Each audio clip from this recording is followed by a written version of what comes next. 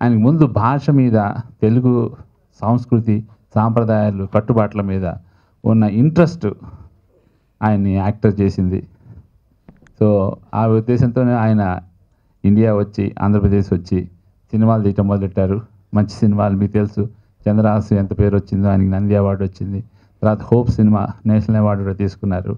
ఆయన తన మనసులో ఉన్న కోరిక, ఏదైనా చెయ్యాలన్న తపన, దాంతో అటు డాక్టర్గా సక్సెస్ అవుతూ, డాక్టర్గా కష్టపడుతూ, డాక్టర్గా సంపాదిస్తూ వచ్చి తెలుగు కళామ తల్లికి సేవ చేయాలనే ఉద్దేశంతో సినిమాలు తీస్తున్నారు. మాట్లాడటం కంటే ముందు డాక్టర్ హరినాథ్ గారి గురించి మాట్లాడదాం.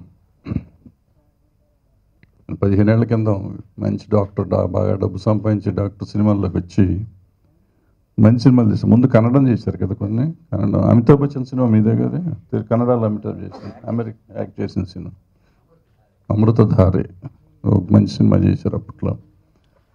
దెన్ తెలుగులో హోప్ చేశారు, చాప్టర్ 6 చేశారు, చంద్రహాస ఇక్కడ నంది అవార్డ్స్ వచ్చింది. ఇవన్నీ ఎందుకు చెప్తున్నానంటే, ఆయన వచ్చిన బిగినింగ్లో he tried all to maximum extent to his level to do good films. But unfortunately, a lukewarm response from the public.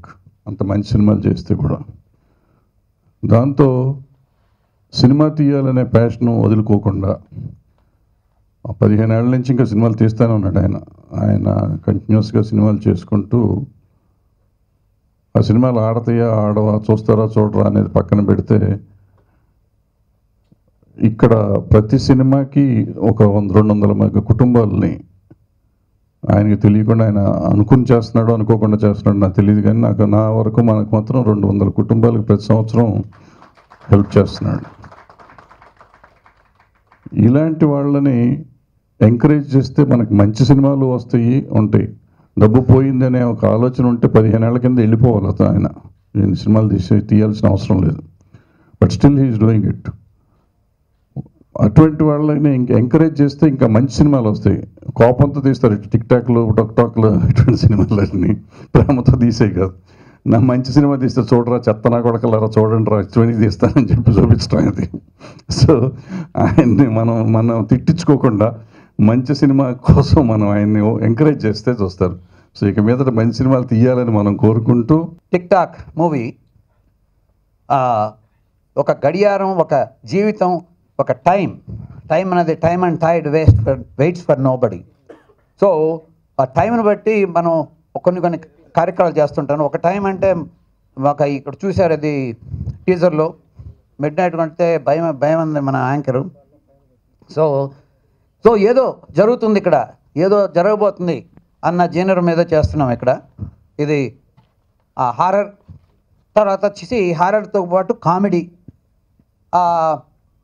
కామెడీగా హారర్ చేసి దాని తర్వాత ఇద్దరు హీరోయిన్లు ఉన్నారు. ఇక్కడ చూశారు, ఇక్కడ పోస్టరు, ఇద్దరు హీరోయిన్లతో నిలబడి ఉన్నాను.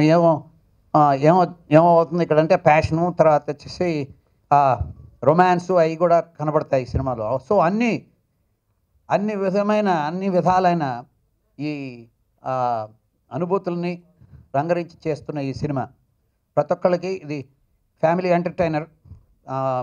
దీంట్లో అశ్లీలత కానీ, తర్వాత సో మచ్ హారర్ కానీ, పిల్లలు భయానకంగా చెందే సన్నివేశాలు కానీ ఏమి ఉండవు. హాయ్, అందరికీ నమస్కారం.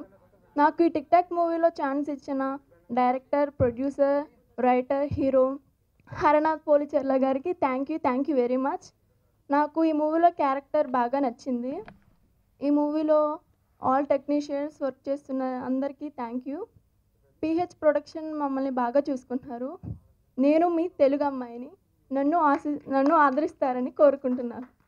త్వరలో మీ ముందుకు టిక్ టాక్ మూవీలో వస్తున్నాం. ఈ మూవీ సక్సెస్ఫుల్ అవ్వాలని కోరుకుంటున్నాం. Thank you. Hello everyone. I'm so sorry I can't speak Telugu, but hope you will understand. First up, I would like to thank everyone, especially my sweet director, actor, producer. He's a really nice guy, really. I mean, I can't speak Telugu, I don't understand Telugu, but still he made me understand each and every scene very perfectly. So thank you so much. And thanks to each and every person who's involved in this movie. Thanks to everyone. So God, I'm in love with this thing. Seriously, this picture is so beautiful. And yeah, this is our favorite pose. Okay. So I'm really sweet. I don't know what to say, but I'm really excited for this movie. We are shooting, and there are, I guess, more 5 days to go. And that's it. Thanks.